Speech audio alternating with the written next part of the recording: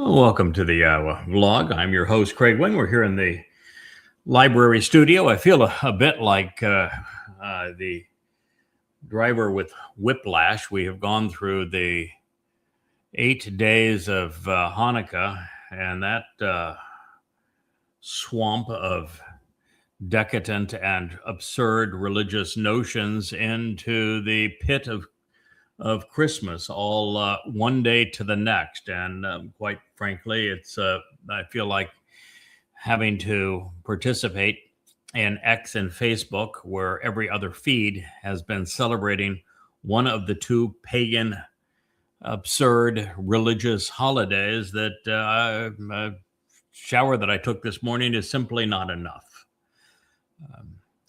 Let it be known that when Jews decided they would have a 9-candle menorah and that they would celebrate Hanukkah as a national and religious holiday, they acted more egregiously than did the Jews of the Exodus when they crafted the golden calf. It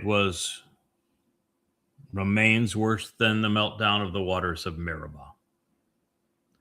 And I say it's worse than the golden calf because the golden calf turned a symbol of the Egyptian religion, the Apis, the bull cult of the pharaohs, into a golden calf.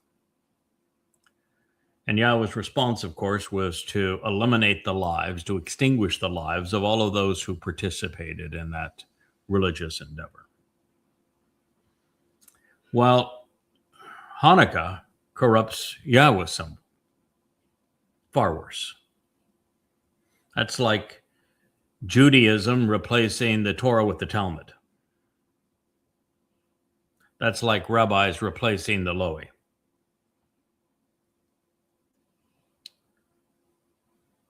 It's reprehensible because the menorah doesn't have 9 candles. It has 7. Because there are 7 Moedim: Pesach, Matzah, Bakurim, Shavua, Teruah, Kippurim, and Sukkah. And for anyone to corrupt Yahweh's symbols, well, it's akin to trying to change Yahweh's name from Yahweh to Hashem. It's unforgivable. It's reprehensible. It's disgusting. And then we go from that to goddamn celebration of the Saturnalia, of the birth of pagan gods like Dionysus and Bacchus, Tammuz and Osiris. Yeah, they were all born on the winter solstice. That's when the longest night of the year and the days start to grow longer. And it's been always the time when the son of the sun was born. 9 months after, of course, the sun impregnates Mother Earth during the Easter celebration. These are just purely pagan holidays now designed to make the myth of Jesus more popular. Let me tell you something. You're a Christian, you're an idiot. God's not born. God is not born. God is not a baby. The Babylonians were not wise men. They were occultists, astrologers. There's no star of Bethlehem. The person who came from Bethlehem is Dod David. Dod is the Messiah. He is the Son of God. He is the Savior. He is the chosen one. He is the returning King. Not this mythical creature that Paul invented. There was no Jesus in the 1st century. It's all a lie. Counterfeit. And to celebrate Christmas is to say, I don't think I'm going to spit in God's face and see how he likes it. Ever read Yirmiyahu? Talks about the disgusting nature of hauling a tree into the living room and decorating it. You should. Or what God has to say about Asherah, the mother goddess, and the veneration of Easter. It is pathetic. It's not godly. It is religious, but religions are all grossly inappropriate and pagan, irresponsible. So, with that note, and this being the day that the Twistians are celebrating their birth of their baby god, I'd like to share some truth with you. Now, a couple of program notes. Earlier today, before this program, I made two posts. One is exceedingly sad. My friend for the longest time, coworker, long time ago, but just genuinely good guy that created the Yada website originally and now has recreated it and has also become our publisher. He shared a letter this morning with me that was written by his great-grandfather to his grandfather. It was written in 1940 in Germany. My good friend Joe is Jewish. And it acknowledges that they knew their fate would be to die in Poland in the concentration camps. And the letter was written to a son, that Joe's grandfather, that his great-grandfather wrote after he had sent him off to America, and it was called the 1,000 Children Exodus, when 1,000 German children were sent out of Germany just prior to, the worst of it. 1938, I believe, was when the 1,000 children exodus occurred. The 1,000 children were accepted when all adults that were Jews trying to leave Nazi Germany were not accepted. They were sent back to be exterminated by Americans. Anti-Semitism was rife in America, as it was rife throughout Europe. And this letter is from a father to his son that he had last seen 8 years prior when he was 13 years old, that he had sent out of the country to survive the anti-Semitism of Europe and particularly of the Nazi Germans. And it's heartbreaking because, well, anti-Semitism is worse today than it was in 1930s and 1940s Europe. It's worse. And today it's fanned by the same cast of characters, Marxists and Muslims. And it soon will become even deadlier. I've long stated that while individual men and women can be good or bad, that is not the case for collective man. When men and women congregate religiously, politically, patriotically, militarily, conspiratorially, they're always bad, 100% of the time.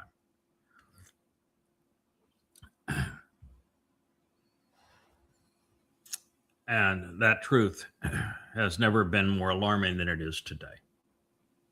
So I wanted you to have the opportunity to see it. Don't read it if you're overly sensitive, but if you are not, I would encourage you to read it. The other news item is that I have wanted, and so has Joe, to create a proprietary font that is a more accurate and usable rendering of what we call now early Semitic. It's a downloadable font, and it's the one where the Hey is the man standing up, reaching up, where the Yod is the outstretched hand, where the Aleph we have depicted as a ram, even though the horns are inappropriate for a ram, and it's called an ox by everyone else. And so we've taken each letter. We spent a lot of time looking at the oldest examples, which are not only in that lead tablet that I posted on the Facebook site, but also all examples of early Phoenician, because with maybe 2 or 3 exceptions, this 22 letters in ancient Phoenician mirror their counterparts in Hebrew. And also the Moabite stone, which is another example. But we've looked at everything that exists, prioritizing the lead tablet, and have come to, I think, a better understanding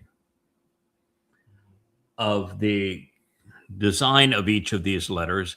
And we have worked to create a more immediately recognizable depiction of the concept they're conveying.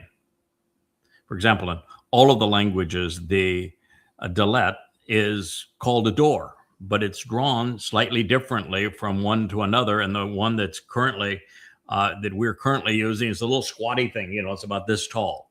And so, we've heightened the shape of that, recognizing that then in the related languages, they've gone more to the kind of door you would have at the opening of a tent, which is kind of, more of this, although tilted.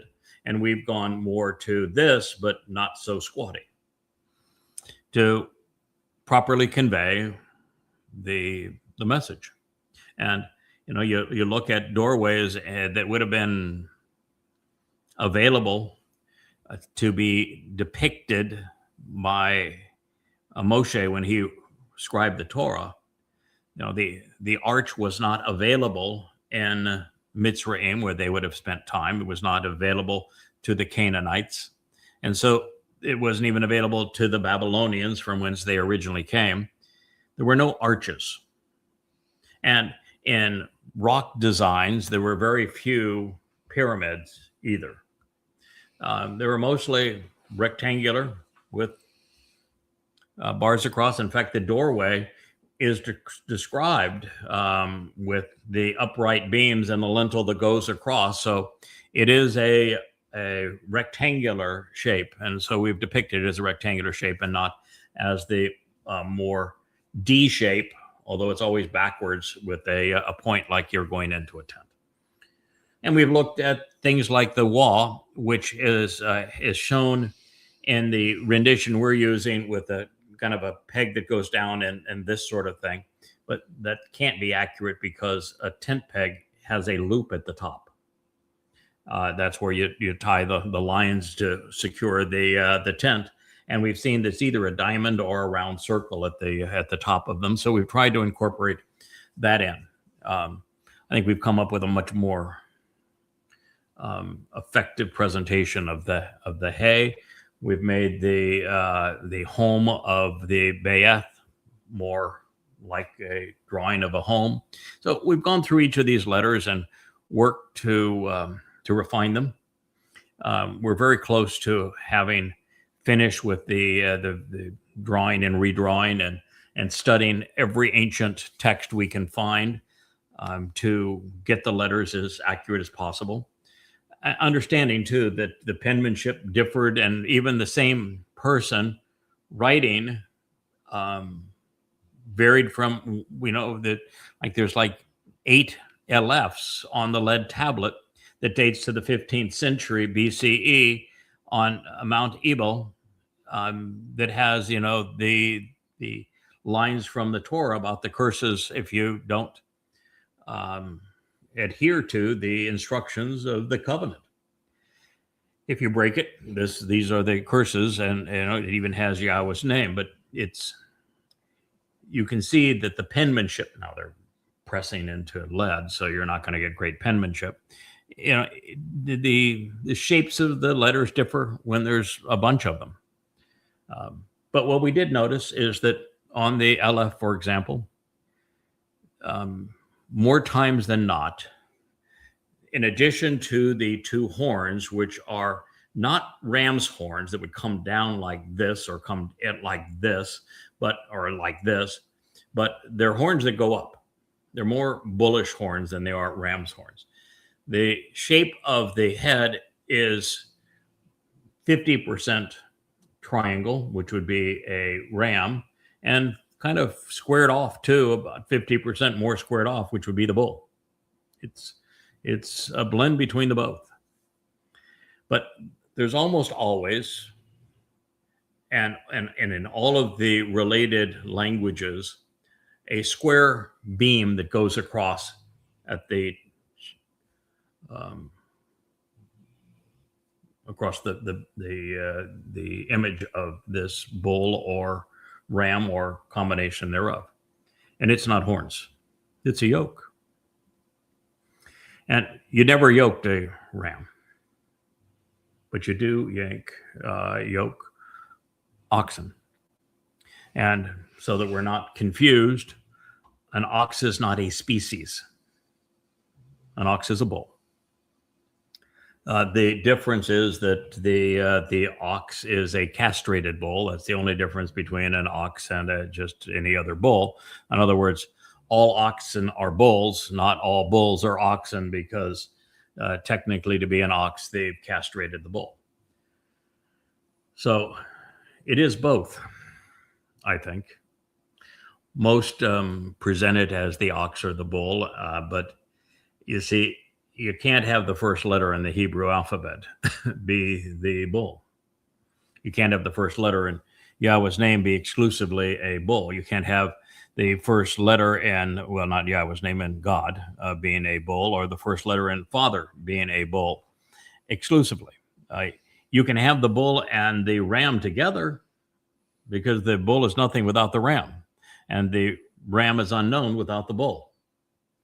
So you can have them blended together, which is what the letter seems to do, and that's how we're going to depict it, as it is drawn most commonly in the earliest depictions of the letter, and describe it more accurately. It is a morph of a ram and a bull. It's the greater and lesser luminaries working together. It's the tree of lives supporting the tree of knowledge supporting the tree of lives. It is Eldod and Midod. It is King and Herald.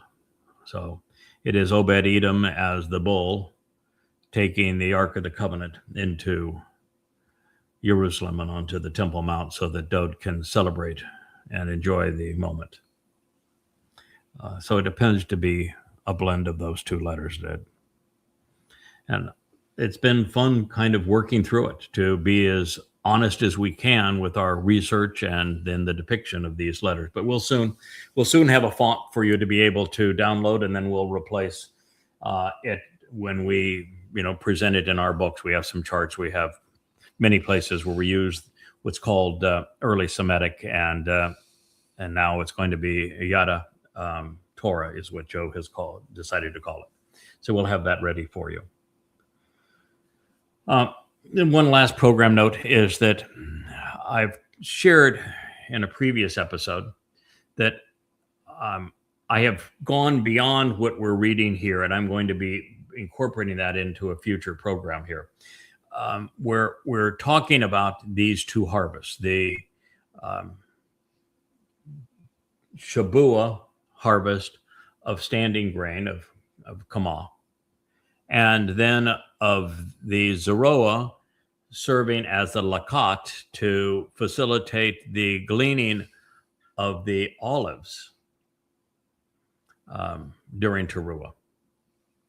And eventually we're going to show you where we turn in Yashaya 56 and 57 to demonstrate conclusively that God's not talking about harvesting wheat or harvesting olives, but of harvesting people, bringing them to Shamayim, taking them out of this world for a purpose.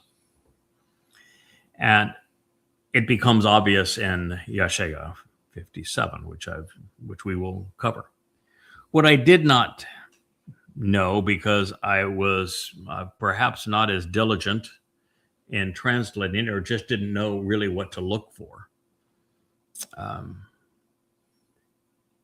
In the follow-on statements after Yeshaya, Isaiah 57, 1 through 3, it goes on from there, and it speaks of those who are left behind. Not those left behind now in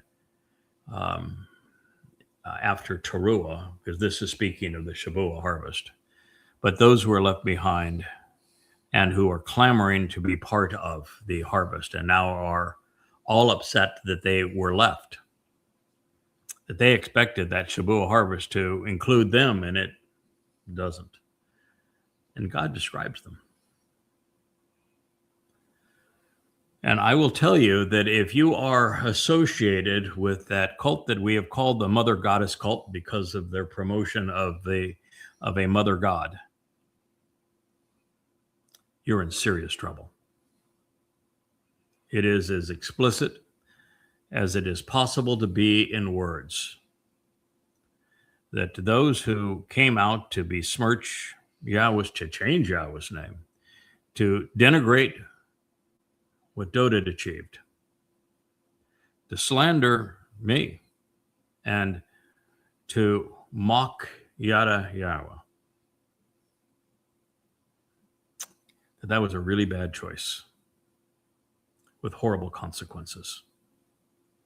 And I will be sharing that statement with you as we move through this text. Now, with Wookie's permission here, as he is really zonked out for this portion of the program, but we're going to continue. This is the last passage I read at the end of our last program. Then he will actually be, and it will come to exist, that someone who can be compared to the Katsir, the harvester. The Katsir, another title, the harvester, will be collecting and assembling the ingathering and withdrawing them while escorting, this is Asaph, the Kama, the standing grain, that which is established and ready to rise, still in the field. And this Zeroah, the one who is cultivating the seeds that have been sown for this harvest to be fruitful and productive, he will reap the ingathering from the field with unfolding implications, even as time runs short during an anguishing period for the first fruits. Flowing is a stream of grain. Means that this is occurring at the beginning of the time of Jacob's troubles. It also means that the Zeroah and the Katsir, the reaper of the harvest and the one cultivating the harvest, are one and the same.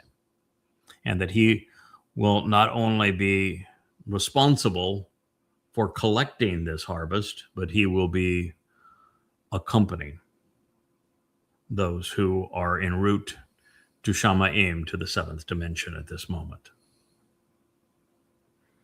In addition, then, and one last thought, of course, is that because it's of the specific reference to Kama, standing grain, based on the Torah's depiction, this is the Shavuot harvest, which is specifically called a Katsir. In addition, then, he will actually be someone consistent with a Lakat, after serving as the Katsir of Shavuot on behalf of the standing grain of this Kama, the ones who are Kub, established and engaged and performing upright. That then later he's going to be a Lakat. He's going to be the one who gleans the smaller, final, and more challenging ingathering, rapidly removing what remains of the fruit still on the stems, off the main branch, appearing out of a torrent of floodwaters, moving as a stream from one place to another. in the profound depths of Raphaim, where the sick will be healed, the defective will be restored, and yet the feeble will continue to falter, while the souls of the dead will remain. It is a time when on that fulcrum you can go down, but as you know, on that fulcrum, that which one side goes down, one side goes up, that's what Raphaim describes. Those who have been sick will be healed. The defective will be restored. They're going up. The feeble, however, they're going to falter. The souls of the dead will remain. That is the instruction regarding Teruah. And it says, on Teruah, he will remain. He's going to endure being left behind with the remainder as flesh and blood, for having caused people with physical bodies to be spared as a remnant. Char. During this time. Oela, immature fruit, thrust aside and left on the stems and branches, as would be the case with an olive tree when it is beaten from all around to shake some of the fruit, 2 or 3 or a second and third time. Removed, these olive berries held back or grasped by the neck and taken away. And the top, most crucial and foremost vocal branch, the one who speaks, promises, and relates. 4 or 5 or the 4th and 5th, in the clefts of his crag, and the branches which have been broken off, of the parah, of the fruitful and productive bull, of the one cultivating a flourishing and abundant harvest on behalf of future generations. This has been the prophetic word declared by Yahweh, who is the God of Yisrael, of those individuals who engage and endure with the Almighty.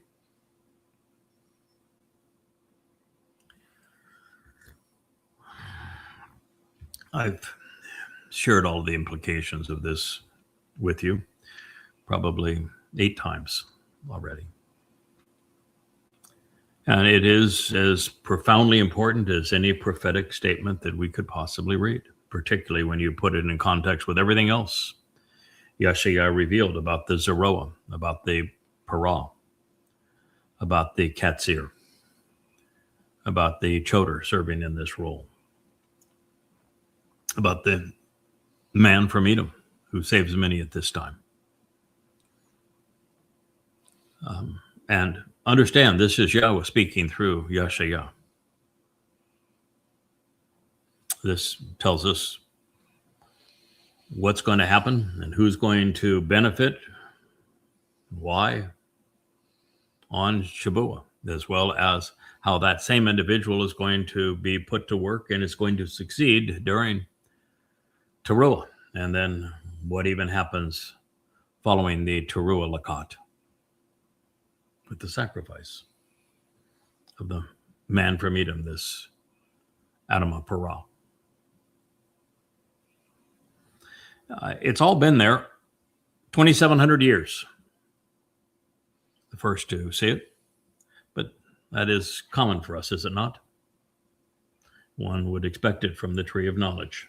One would expect it from one who has the 7 spirits of Yahweh, including the very Ruach of Yahweh and the spirit of Chakma and of Bien, intelligence and understanding, who is the Etzah, Dayath, the tree of knowledge, who is sufficiently Gabora to be bold enough, confident enough to share a message with you that the entire world will be opposed to, but happens to be consistent with the word of God. So according to Yahweh, a man will arrive who is comparable to a katzir, a harvester. collecting, withdrawing, and escorting the standing grain, which has been established and has continued to mature. This Zerah, one cultivating the productive harvest, will gather the kama from the field as time runs short during a vexing period as a flowing stream of grain. Then, in addition, he will serve as a lakat, as one who gleans a final, more challenging ingathering, rapidly removing the fruit as a torrent of floodwaters appears, thereby curing and restoring the infirmed, those who have been sickened by religion and politics. He will remain behind as flesh and blood, while enabling the mortal remnant, now considered immature fruit, which has been set aside as they were whacked off the olive tree in a second and third attempt. And they are from the most crucial stem and vocal branch, makes them Yehud. A fourth and fifth attempt will leave them in the crags and branches of the parah, this productive bull. And then we learn that the katsir, the lakat, the zeroah, and the parah, all one and the same, is a particularly observant man who is focused on, well, as the choder, the final of the seven ruach, is to ra'ah, Yahweh, to respect and revere Yahweh. He is, after all, the one who is enabling, promoting, and producing this result. The bull is an implement, someone Yahweh is working through to achieve what he intends. The prophecy, with again Yahweh speaking to us through Yashayah, reads, in that specific day, during this time, this man, this singular male,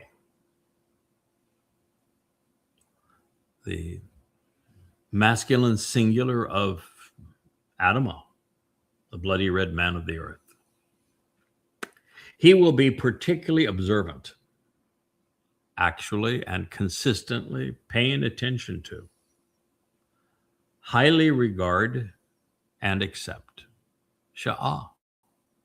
He will look favorably toward and respond appropriately to the Almighty.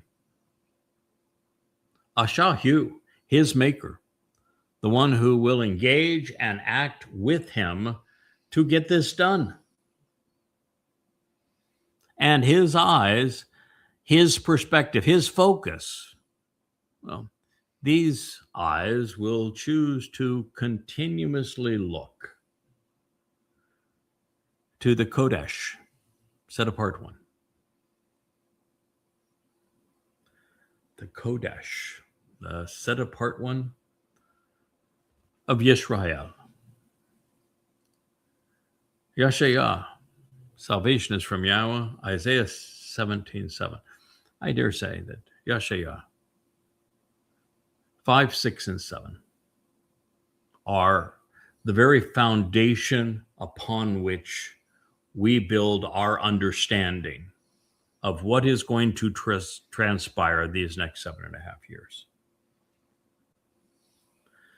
To understand all that God had to share about the means that he would deploy to bring his family back into a relationship with him is the essence of life. Again, it is the fulcrum upon which your soul moves one way or the other. Through his prophet, Yashayah, Yahweh foretold that he will work with a man, which is common for him, It's a standard operating procedure. He did it with Noach. He did it with Moshe. He did it with Shamuel. Oh, boy, did he ever do it with Dode. He did it through this prophet, Yeshaya, a man I dearly love. He's doing it again with the object of Yeshaya's prophetic witness. In fact, that's who he's talking about. So Yahweh foretold that he will work with a man, once again, who he has referred to here as not here, but his initial reference to this man is as the Katan Mayor. He's the lesser luminary, because the lesser luminary reflects the greater luminary's light, and the greater luminary is the set apart one of Yisrael. He is the Nakri, the observant foreigner. He is the Choder, the stem. He is the Etz Dayath, the tree of knowledge. He is the Katsir, the harvester, the Lakat, reaper, the Zeroah, productive cultivator, and the Parah, the fruitful bull. I have struggled with this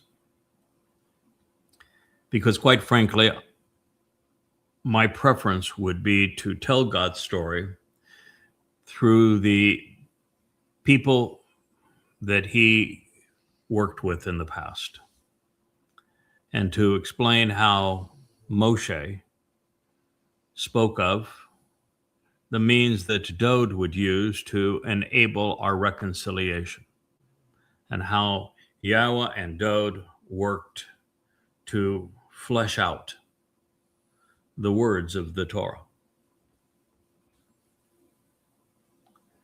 And personally, I would have preferred that God leave it at that, and that I could have written all of these books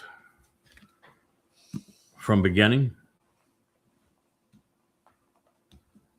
to end under that name rather than this name.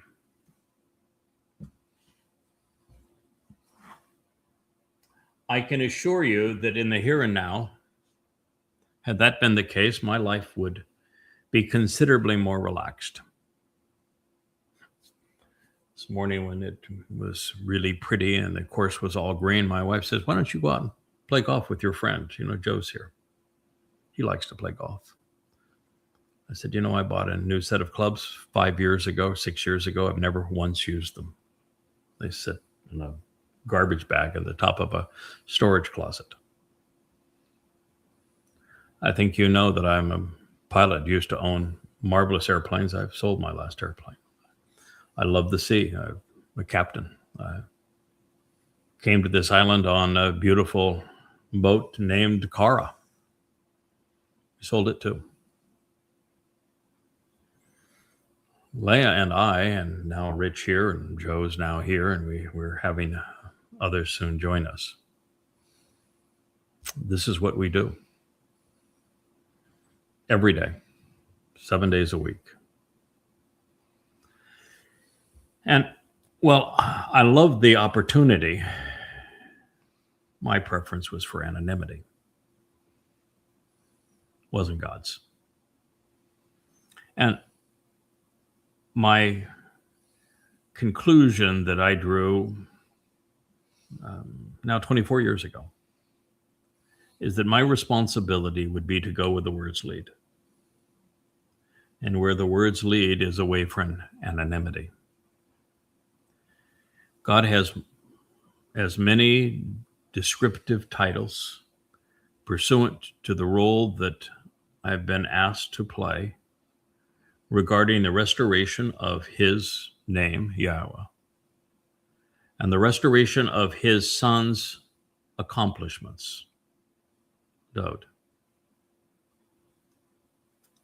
And the only person who has more descriptive titles in this regard would be the greater luminary, the Tree of Lives, the Messiah and King, Dod.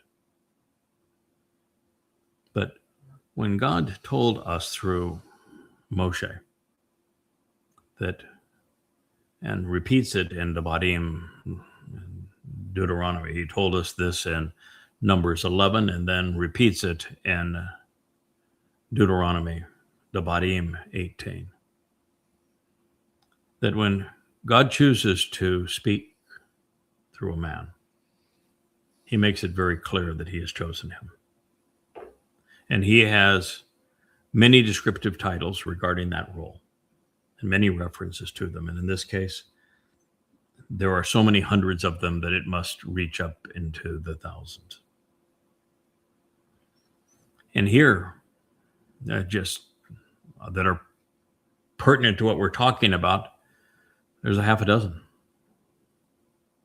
Now, there's not 1,000 titles, but there's 1,000 references to these various titles and to this role.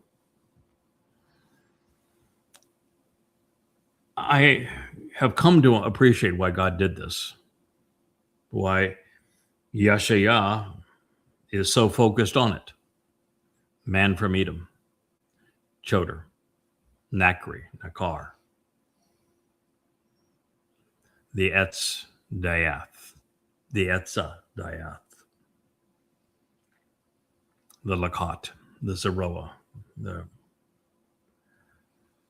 Para. The reason is that Israel has been estranged from God, and God has been divorced from his people. 2,700 years. And in all that time, Israel has never been circumspect. Nary a Jew has said, boy, we have really blown it. It's obvious that we no longer have a relationship with God. We need to figure out what's wrong with us and resolve this so that we can be included again in the covenant, so that God resumes his relationship with us. What have we done wrong beside, well, been belligerent, been religious, been political, denied him, raised his name, and besmirched everything his son has accomplished? Well, yeah, all of those things. But there were none.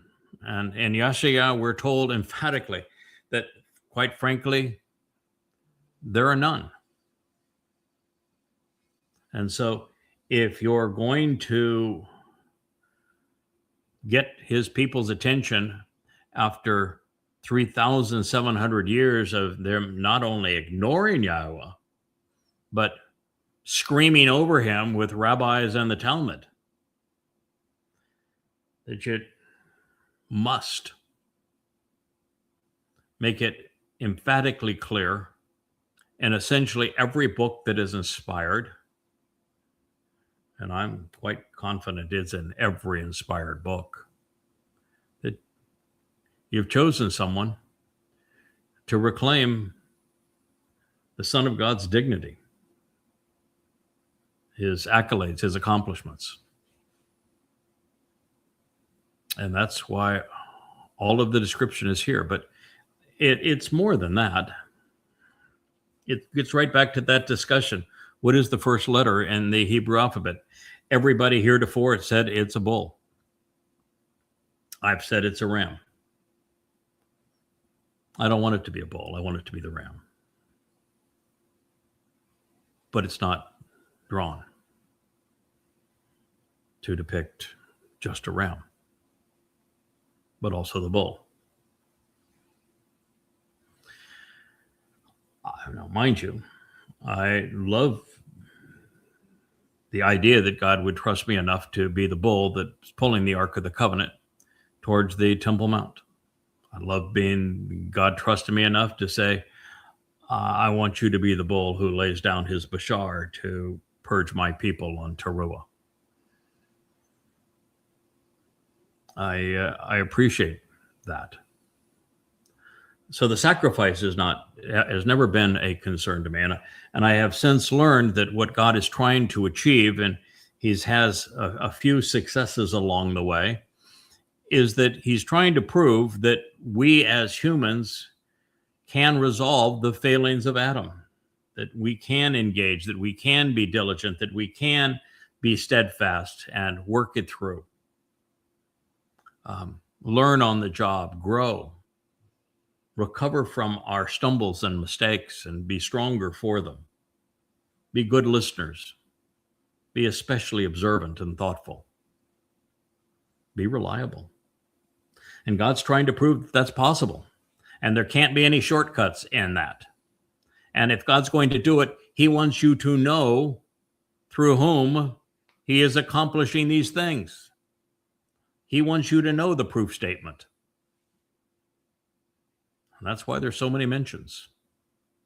That's why the Nachri is an observant foreigner and called out for. That's why the prophecy in Devarim 29, the one that is so emphatic on introducing Ha-Nachri as the observant foreigner that resolves this waywardness of Israel in the end, and why it is then refined and repeated in the Sermon on the Mount when Solomon dedicates the opening of the first temple on Mount Moriah, and why it is all the way through the Torah and now throughout Yeshaya, is that God says, I can prove to you it can be done.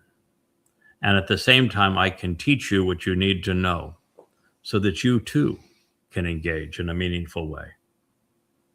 Be part of my family. Benefit from all I have to offer. That's why it's done this way.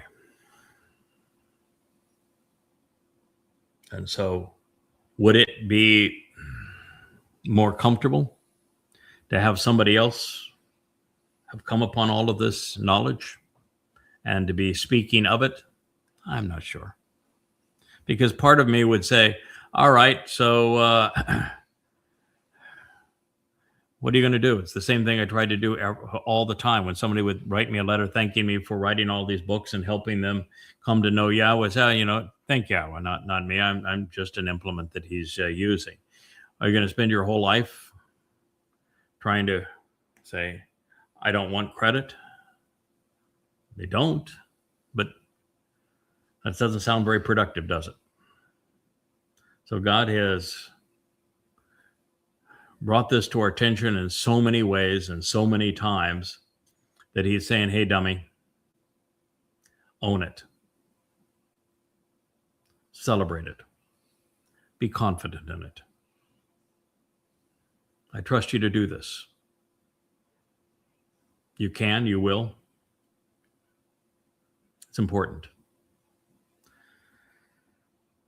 And so, this is the life of the final Zeroah, the one cultivating the harvest, the Parah, this fruitful bull, which is why he shares the image of the first letter in the Hebrew alphabet with his beloved brother and king, Dowd. God even revealed when, where, and why all of this would transpire so we would understand it. And Yahweh wants us to know that this will occur on his schedule, when he has pronounced, and that the man of his choosing was chosen because he was not only particularly observant, but he is productive. He's a Zeroah. He is productive. He's a Parah. He is a bull. Ever meet a timid bull?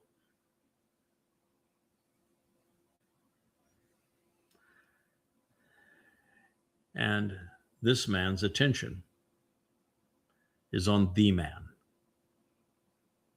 the set-apart one of Yisrael, Dowd. And through him to the other set-apart one of Yisrael, Dowd's father, our God, Yahweh, because Yahweh is enabling the result. And this quite clearly says that Yahweh is the one who is engaging and acting to make this occur through his Katsir, through his Lakat, through his Zeroah, through his Parah, on the benefit of his covenant family. So beyond even all of this, we find the Zeroahs reunited. The sacrificial victim of the fall Moedim is shown focusing upon honoring the set-apart one of Yisrael, the man who fulfilled the spring Mikra. So if you want to know why God would make the ram and the bull such a significant part of his nomenclature and have so many prophecies regarding them, opening with the first chapter of the first book of the Torah and the greater and lesser luminaries, and then the tree of knowledge and lives in the second chapter, and working all the way through the prophets, it's because there are two men who fulfilled the 7 Moed Mikra. They don't do any of this alone. They do it with the full engagement and action of Yahweh. But Yahweh doesn't act alone. And he wants you to recognize that there were people, part of his creation, that were willing to give it all for you, willing to devote their lives to learning, willing to be observant, willing to listen, willing to share, willing to engage, willing to endure whatever it takes. And men who, when they stumble, get right back up stronger for it. Speaking of the ram and the bull, Dod and Yada.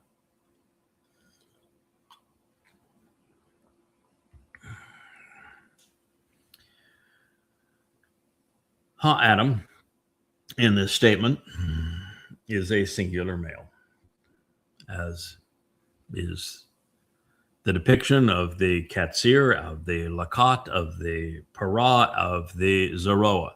Even when the titles have the ah ending, it doesn't make them girly, because the verbs that follow are written in third person masculine singular, just as is Ha-Adam. And the Adamah doesn't become a girly man when it has the ah ending. There is something about Hebrew and the ah ending that is not just far more relevant and instructive than taking a masculine noun and making it feminine, because it's additive. The Etz tree doesn't become a girl tree by becoming Etzah. The Etz becomes, as Etzah, a source of information, of counsel and advice on the complete story, from one branch to the other, from the first to the last, of the whole tree of knowledge, when it becomes Etzah. The Parah bull doesn't become a girly cow by Parah, becomes fruitful and productive. Par, the mouth and head, also is shown to be a man, standing up, reaching up, pointing to God, as we move from Par to Parah. So these things are important for us to appreciate, that it's like Yahweh's name ending in a hey, because there are two men who are instrumental in establishing Yahweh's name and reputation, what he's trying to achieve. Doesn't make Yahweh feminine. It's expansive, just as it is in Etz going to Etzah, Adam to Adamah, Par to Parah. It's expansive. And if I were to try to crawl into Yahweh's mind, if you will, for a moment to see why would he say that? Why would he use what he is the most common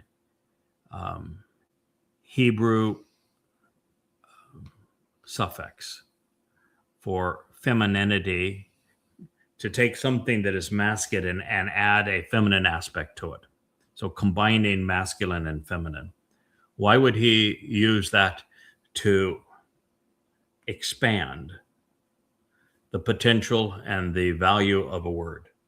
Like Yahweh, his name, like Adamah, like Parah, like Etzah. And I think the answer is found in Dode.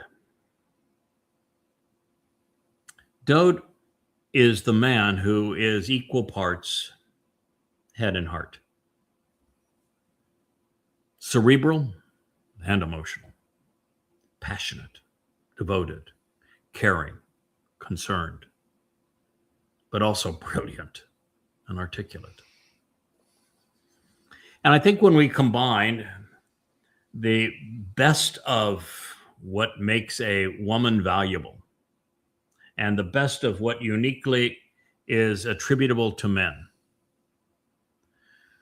we have something far more complete.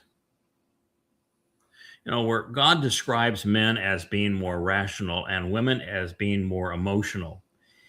If you don't have both together, you have very little of anything of value. Being super smart but having no empathy creates monsters. Having all empathy but not being very intelligent about it creates the kind of crappy world that we witness here today, where overriding empathy without intelligence has created a tremendous mess. You need both if you're going to have the entire capability of what it means to be fully human. In fact, if God's saying he created man in his image in lesser dimensions, by adding the to his name and the to some of these titles that he is using to describe those men who are working with him, I think what he is saying is that we are more complete. We have more to offer. We have more within us to draw out. We have not just the mental motivation that comes out of conviction, but we have this devotion and passion to do whatever it takes, regardless of how many obstacles are thrown in our way, no matter how much we are slandered, no matter how difficult the job is, no matter how many times we may fall, stumble, or make mistakes and find the need to correct them, that we care enough, love enough, that we will continue. That's my take. You're welcome to yours. That notwithstanding, Adamah, the single male. It's a depiction which is relevant in this context because God is affirming that the Zeroah, which is a feminine noun based upon Zara, to sow seeds that lead to a productive harvest, who is cultivating the Shabua Katsir and the Teruah Lakat, that Zeroah, while ultimately serving as a Parah, this fullness of this productive bull, a bull with heart and a mind, is going to be exceedingly active at this time. And I suspect it was also Yahweh's intent to introduce the other half of this man's Adamah Parah title with Adam right after he spoke of the Parah. That's the Parah Adamah. Bloody red man of the earth, now fulfilling the role of the productive bull. This is Yeshaya 63's man from Edom, who's dressed in red, who gets into that wine vat with the prophet and who saves many. Now it is on this day, Yom Teruah in year 6000 Yah, 9/24/33, that the Adamah Parah regard for Yahweh and Dod and his commitment to fulfilling the Moedim will provide more than sufficient motivation. And that's a tall order, since it will require letting his guard down and allowing Hasatan to bludgeon him to death as a sacrificial offering to cleanse and prepare the mortal remnant of Yisrael for the Messiah's return. Think of this. At that point, I will have lived 32 years with thousands of Malak defending me.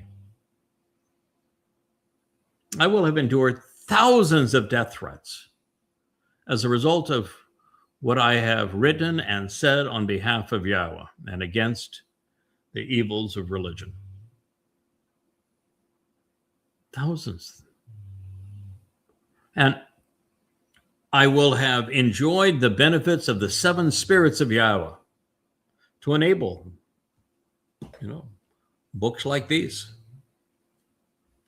The final unveiling of prophets like Daniel, the explanation that we're going through right now in Yeshaya, Isaiah.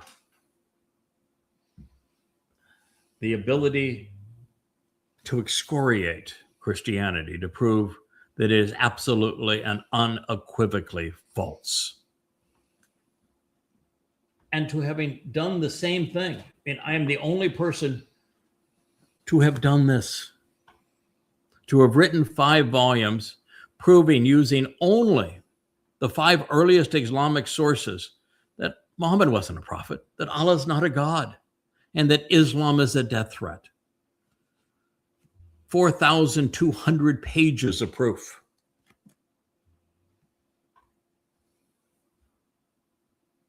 So it's a lot that I'm going to have to say to the 7 spirits of Yahweh.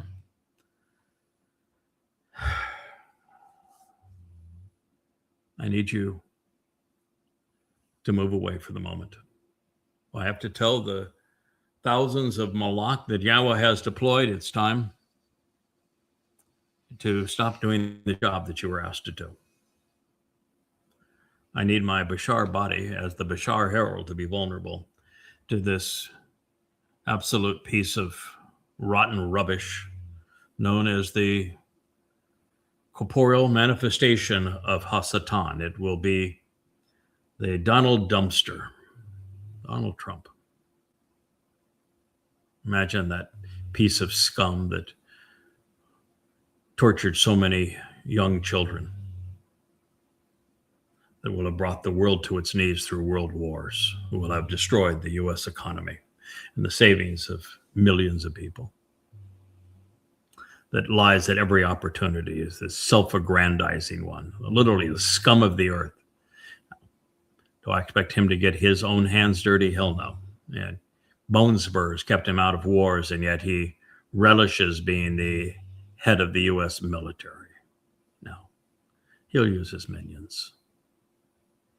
But I'm going to tell all of the protection that I've had for 32 years to stand down and let him beat me to the point that there would be only one bone that isn't broken. That's what the prophets say. And it will be out of love for Yahweh, respect for my King Dod, and the desire for Yahweh and for Dod to have the family reunion that they so desire and so deserve with the chosen people who will finally have chosen them. And I want to be really clear about this. I shared this with my wife the other day because she had written the song for my funeral that I hope that Yahweh and Elia play when where I'm enduring this sacrifice, that I don't view that I am sacrificing anything. No, I look at this as a favor. The reason that this is different from what Dode experienced, Dode figured out that he should serve as the Passover lamb and carry our guilt away into Sheol on Matzah. He read the text of the Torah. He listened to what Yahweh had said to him during his life, and he came to the conclusion that this is his responsibility, that he should do this, and he wanted to do it. And he realized the benefits of him doing it. So he really wanted to do this. And he convinced Yahweh, which I'm sure was not difficult, because Yahweh recognized that it was the right thing for his son to do, to give up these 2 days for an eternity of respect. And so Dode volunteered, and Yahweh accepted that. That was not true in my case. I read Yashayah here, the very passages that we're talking about here. I read them and I came to realize that this is what's going to happen to me. And when I realized what was going to happen to me, my response wasn't, oh my God, I don't want to do this. That's horrible. How do I get out? Where's the exit door? No, it was immediately, I appreciate the trust. I think I'm strong enough to do this. I'll do it. Yeah, I'm actually pleased that you would have this much confidence in me, that you knew I would see it through, that I would do this for your people. That's not how I view it anymore. I mean, that's all true. So I couldn't say that's not how I view it anymore. I view something else that's far more important. Not a sacrifice at all. It's a gift. I know God presents it as a gift to his people because I'm purging them of their religiosity so they can re-enter the garden and, be enriched and empowered by God. So God views it as a gift to them. No, I view it as a gift to me. Why? Same reason I view the fulfillment of Passover and matzah as something that had great benefit to Dode, even though it's a gift for all of us, because Dode earned our eternal respect and trust and admiration. And if you're going to be called to work with somebody that has garnered everyone's respect and admiration for having done this magnificent thing that Dode did, wouldn't it be pretty tough to be the intermediary that's his herald, that is advancing whatever he wants accomplished, and just to be the average, dunderhead that's stubbing his toes and is an observant foreigner, but has really nothing else to offer? Yeah, I wrote a bunch of books, but big deal. That was forever ago. How do you even stand next to a man who has made that kind of sacrifice for our well-being in an ordinary situation? You don't. And so it's a gift. God's saying, yeah, you're too going to be the other one that is bludgeoned for the well-being of my people. And they will never forget it. And so it's the means that Yahweh has come up with to make the job, which is a job throughout eternity, easier. He's saying you don't need to prove yourself ever again after that. You will have earned the people's respect. And so I view it as a gift. Anyway, Yada's focus is on the set-apart one of Israel, which is descriptive of both King Dode and of Yahweh. So with the last ounce of, by the way, I know this rubs some people wrong because they view Yahweh here, Dode here, and all the rest of us way down here. That's not the way that God views it. When God told us explicitly in the 89th Mizmor that Dode will be the Elyon, the influence, the very hand of the Almighty, he was telling us that we ought to view God through this man. That God is being represented by Dowd. And so when I say that Dowd and Yahweh are both the set apart one of Yisrael, I mean it exactly that way. Yeah, Yahweh was infinitely more powerful. Yahweh was infinitely more powerful than Dowd. It's not the case anymore. No, Yahweh was more powerful and more capable now than he was 3,000 years ago. The reason that the gap has shrunk is by intent. To call Dowd Elyon, Yahweh has empowered and enriched, enabled, enlightened Dowd to the point that he can be presented as Elyon. That's what he wants to do with all of us. He wants the gap, which used to be like, he wants that gap to be like this. And the beauty of it is when it's done right, it isn't what I've just done here. No, it's he continues to grow and become even greater through these shared experiences while drawing us up and raising us to meet him. This is what he's offering. This is why Dowd and Yahweh represent the set apart one of Yisrael, why it can be presented as singular and still speak of these two individuals. Because it is God's intent to make Dowd as indistinguishable from him as is possible. And to take us up to near that same level. Pretty cool. So with the last ounce of his devotion, Yahweh will cleanse, not Yahweh's devotion, but Yahweh's compassion for his people, the devotion of the implement that he chooses to use. Yahweh's going to miraculously cleanse his people, doing so by purging their last traces of religion and politics and militancy. It will be an extraordinary day's work with, exemplary results. And speaking of results, we're reminded that Elia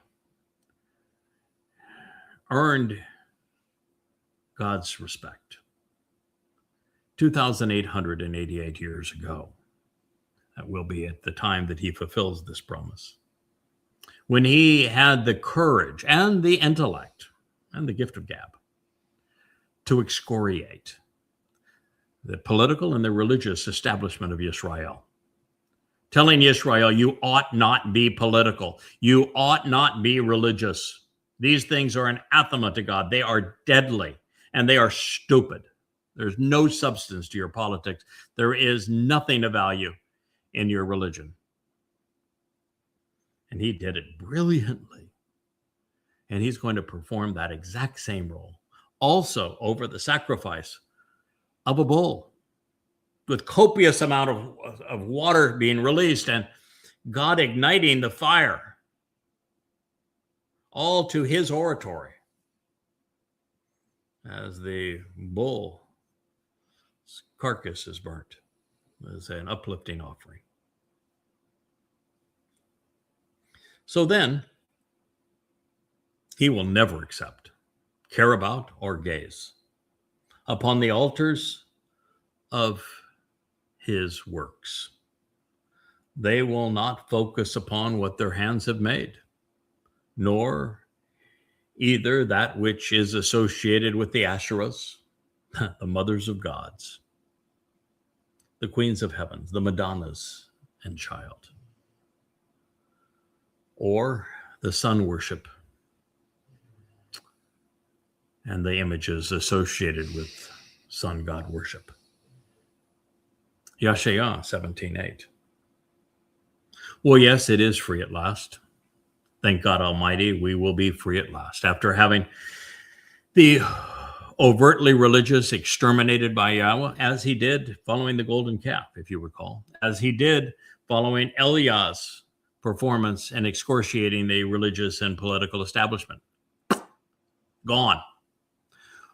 Once the mortal remnant has been purged by the sacrifice of the Adam of Pearl, there'll be no trace of religion. It will go right back to what God has said, or in this case, we'll be chronological, what he will say through the prophet Yirmiah, and the reestablishment of the covenant, when he puts his Torah teaching inside of us, such that he says, you will never again see this kind of dishonesty. Be no trace of religion. Be no black suits in Israel, no rabbis, no Talmuds, no Jewish law. And of course, there'll be no Christians, no Muslims, and no Marxists, no conspiratorialists, and no anti-Semites either. It will be as it was 2,888 years ago. That would be 40 Yobel, and 888. 3 epochs of 8, representing infinity.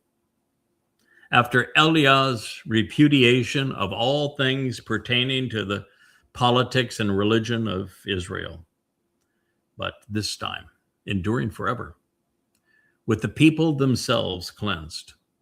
The Asherahs and the sun god vestiges that have been incorporated into Christianity, Judaism, and Islam, the little beanie cap, the kippah, it's a sun god symbol derived from the Greeks.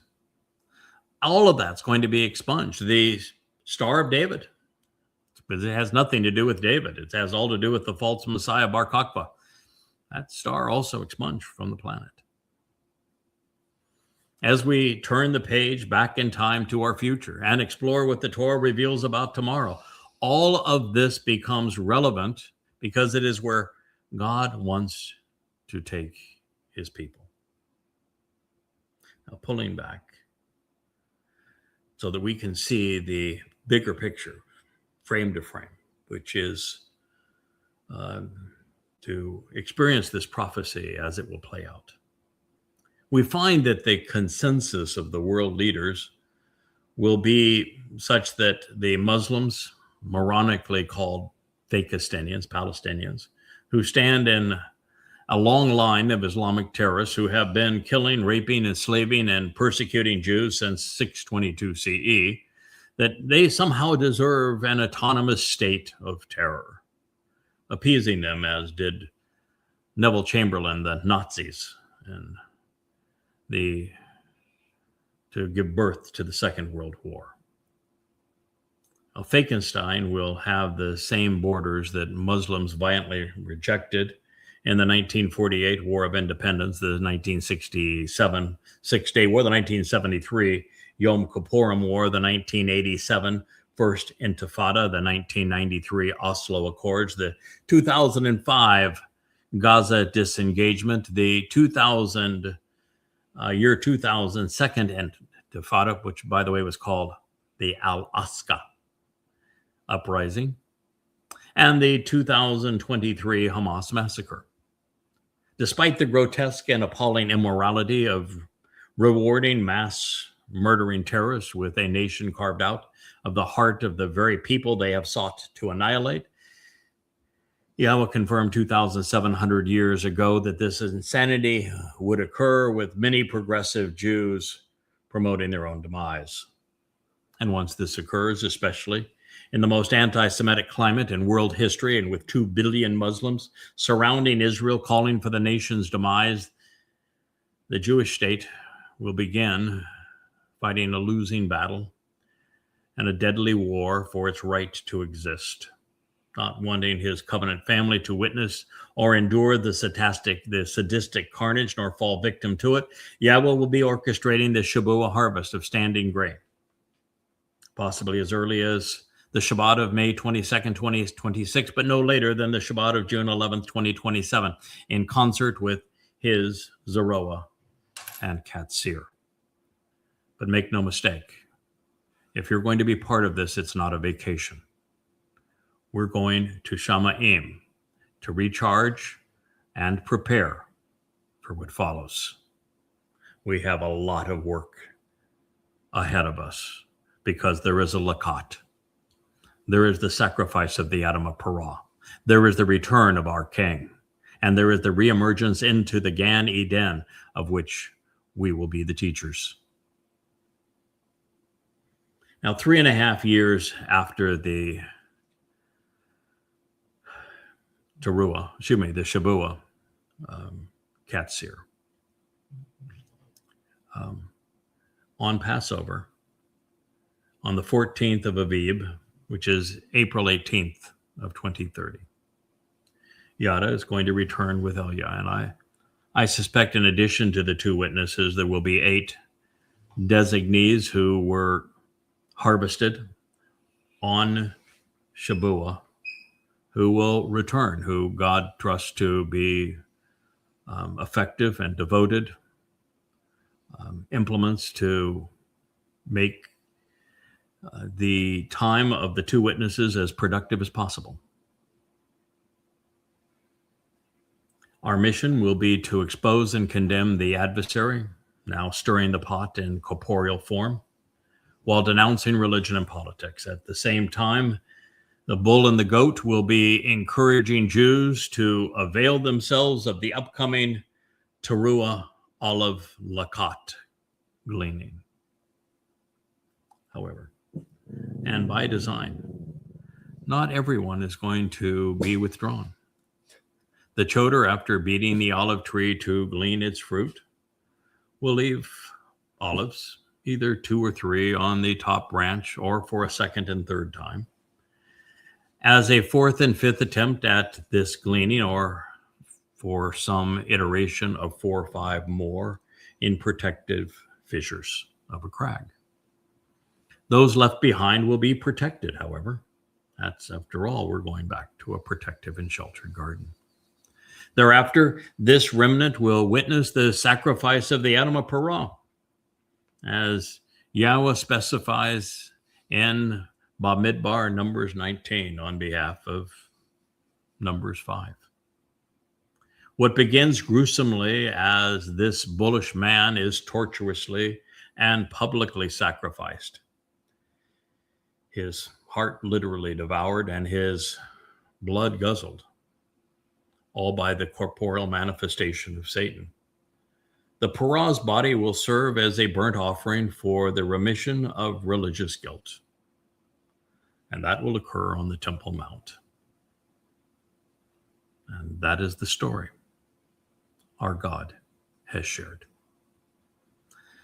We'll pursue this great story of upcoming harvests and of times of troubles, of marvelous sacrifices and glorious returns, even our re-entry into the garden, and a subsequent program. I wish you a wonderful day.